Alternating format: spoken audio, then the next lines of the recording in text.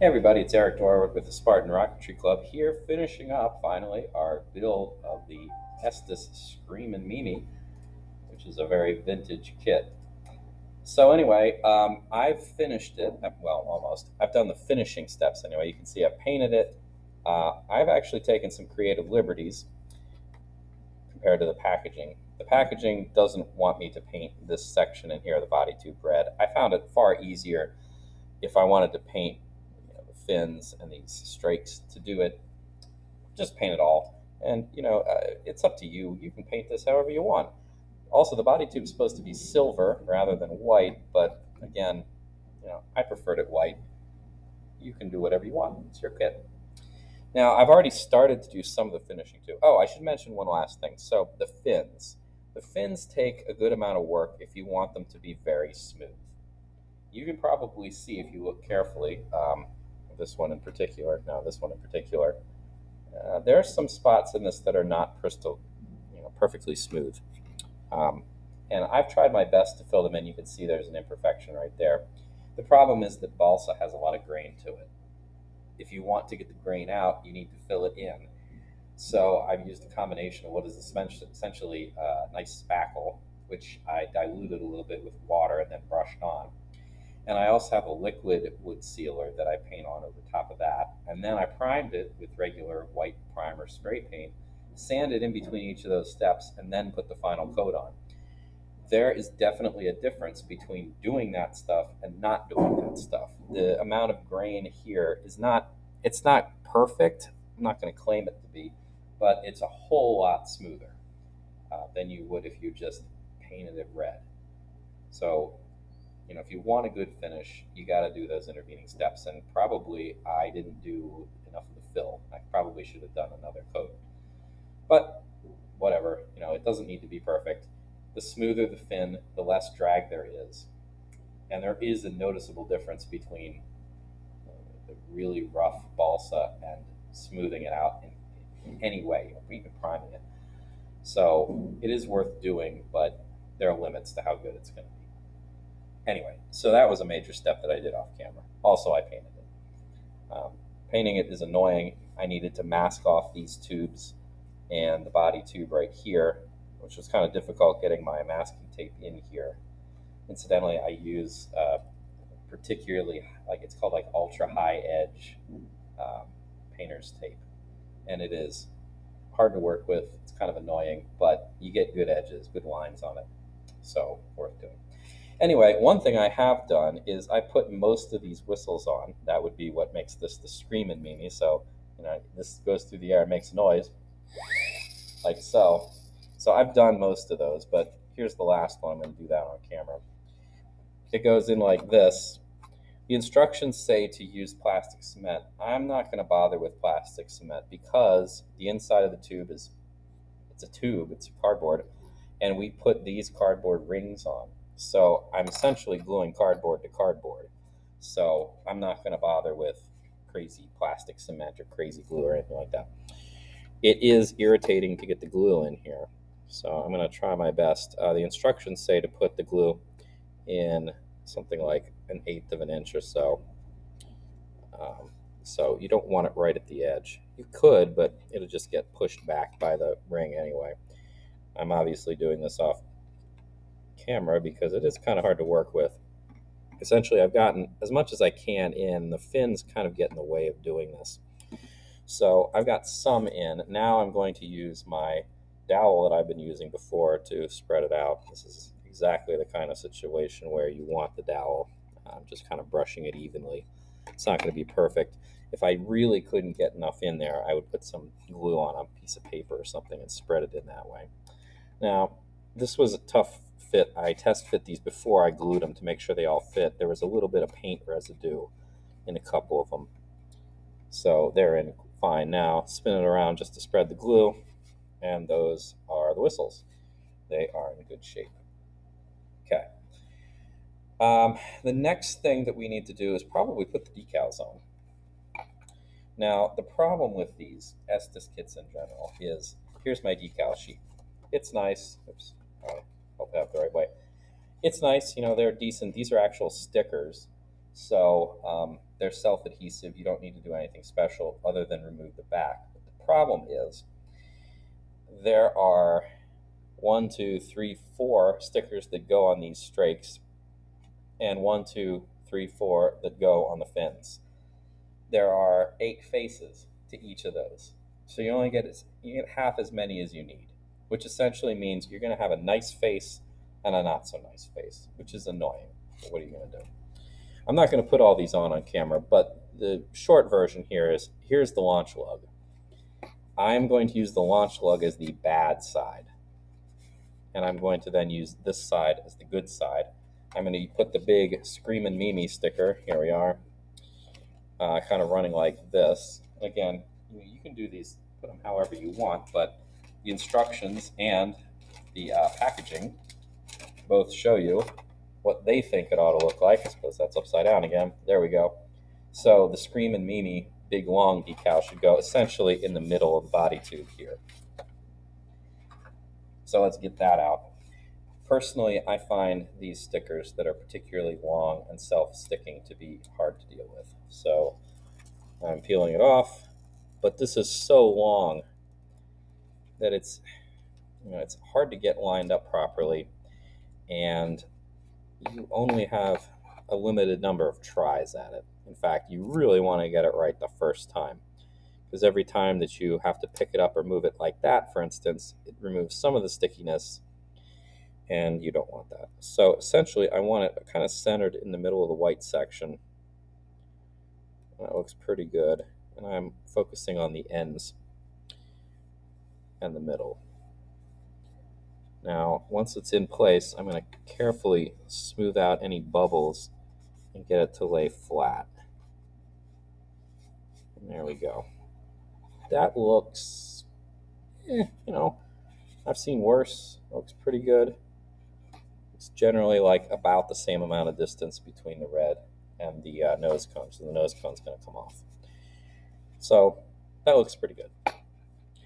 As for the other stickers, so remember we have a good side and a bad side, essentially. So I want the stickers to be showing on the same face as the Screamin Mimi. So I'm going to put them on these faces, this face, and this face. So that's the 4 for the strakes. And then on the fins, well, maybe, I don't know, that one's kind of a harder judgment call. Maybe these 2 and these 2. Really, it's kind of your choice. I'm not going to, again, do all these on camera because, what's the point? You see me do one, you see me do them all. These things are also kind of notorious for being difficult to remove. All right, so here is my first strake sticker. Looking at the decals, it should go like this. It's going to be kind of hard to do with the way things are aligned. So I'm going to rearrange things. And getting the sticker in with all the fins in the way is not going to be super easy either. So I'm going to do my best to line up the fin, the edge first, and then try to make sure that the decal is flush against the white part of the tube. It looks like, there we go. That's, I'm not really pleased with that. It's sticking a little bit over the edge here. Part of the deal is if you shape these fins at all, they're not going to be exactly the length that they were in the wood and that the decals are trimmed for. So we want them to be as close as possible to the edges. We can always, like this I've got hanging over a little bit. I think I'd rather have that. I can always go around and trim that with an X-Acto knife later, and unfortunately I have a little bubble here. There. That looks like it's about as good as it's going to get. Yeah, I definitely need to trim those after I get them all on. Let's do one of the big fins in the back now. Again, part of the challenge here is to make sure that you put it in the right place. So this one should go vaguely like this. And again, I'm going to, according to the decals or the instructions, the box picture, I want it basically flush with the body tube. So that's a little challenging again because we have all these other fins in the way. Yeah. So I'm going to try to get it up against the body tube and hopefully near the edge of the fin. Yeah, and that's not perfect either, but it's good enough. All right, so I will do the rest of those off camera. The other things that need to be done, we need to put in the shock cord. Now, the shock cord that came with this kit is old. This is this is a vintage kit. This is elastic. Elastic and age don't really go together, so I can even tell by pulling on this. This is not as springy as it used to be. So we're not going to use this. This can go in the trash. What we're going to use instead is this stuff. This is, it's basically Kevlar. It is some pretty serious stuff. It's very strong. It's not going anywhere. It is not fireproof, but it is fire resistant, so it can take more of a beating from the ejection charge. I did not build this into the engine mount, but one of the nice things about using this kind of thread instead of an elastic shock cord is that you can build it all the way in down here and run it out through the top. The reason you would want to do that is because the anchoring here, where the motor mount is a lot stronger than using what we're going to do, which is one of these things, which is how we would have mounted the elastic. In any event, we're going to do the same basic approach, which is kind of common to all these Estes kits. Put some glue, a couple, that's clogged, figures. We're going to put a couple stripes of glue in there. Now, this stuff is a little harder to work with because it's so thin. It would be easier to use the elastic, but it's good enough. So fold it over, just like pretty much every other engine mount, or not engine mount, shock cord mount you're going to make. Then some more glue in section 3. I'm going to put a little more in here. There we go. Fold it over again. Push it down. And then hold it, squeeze it as tightly as you can, count to 30. Once that's taken care of, once the glue inside this is essentially set, we don't want it completely dry, but we want it mostly set, just like a normal shock cord. We're going to mount it inside. And we're going to do basically the same thing. The minimum it needs to be is at least, as long as this inside. But I can probably get this, the length of my 2 fingers into the tube because it's a pretty wide tube. All right, now let's put some more glue on the mount. And then this is going to go into the body. I'm going to mount it in line with the launch lug. That's not super critical how you mount it. But anyway, I'm going to put it in about as far as my 2 fingers can reach. And then I'm going to push the shock cord into the wall. I'm going to use 1 finger now. 2nd finger is just kind of getting in the way. Make sure it's fitting as flushly as possible. And you do want the shock cord you do want the shock cord part sticking up rather than down, so there's nothing to get caught on. Ideally, this is as flush against the interior of the rocket tube, body tube, as possible, so that the ejection charge doesn't get the parachute tangled in anything. That would be annoying and problematic.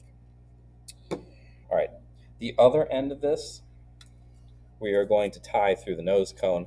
By the way, I still need to trim this out, but essentially I'm just going to put this and tie it through.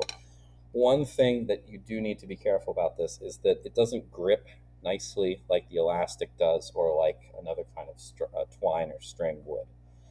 So I'm going to tie this a few times, and then I'm going to put just a drop of crazy glue, super glue, CA glue on the knot to just firm things up so it doesn't come undone. Anyway, that can wait. Don't need to do that on camera. The other final thing really we need to do on camera is, here's the parachute.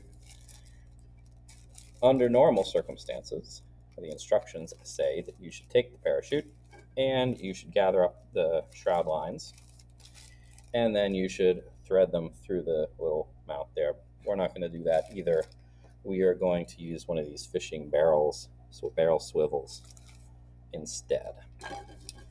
This is another fairly old parachute, so hopefully this thread isn't kind of worn out either.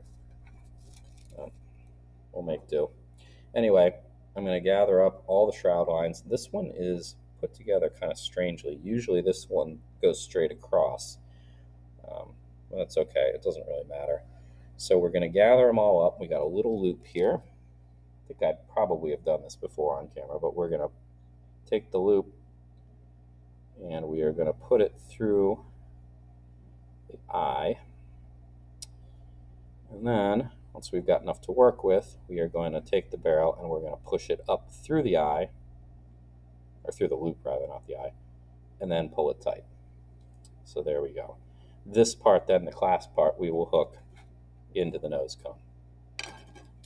Now, the last things that I'm going to do are not going to be on camera either, aside from tying things together, hooking them into the nose cone. Once the decals are all in place, I want the decals to be protected, so I'm going to put a clear coat of spray paint over top of all of this. A very light coat. I use high gloss, but you can use whatever, mostly for protection's sake. So, we want to be careful with that. That protects things, it keeps things in place. All right, so that basically does it. The only thing that's special about this that we need to be careful with when we launch this is, aside from the fact that it's a 24 millimeter engine, 24 millimeter Estes kits usually have a larger diameter launch lug, and this one is 3/16, so we need to make sure that we use the 3/16 rod.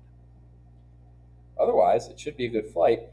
This thing says that it supposedly goes up to 500 feet on a D engine, which I'll believe it when I see it. I mean, there's a lot of drag, I guess, from the whistles, but it seems unlikely. I will let you know. Thanks for watching, and see you for our next build.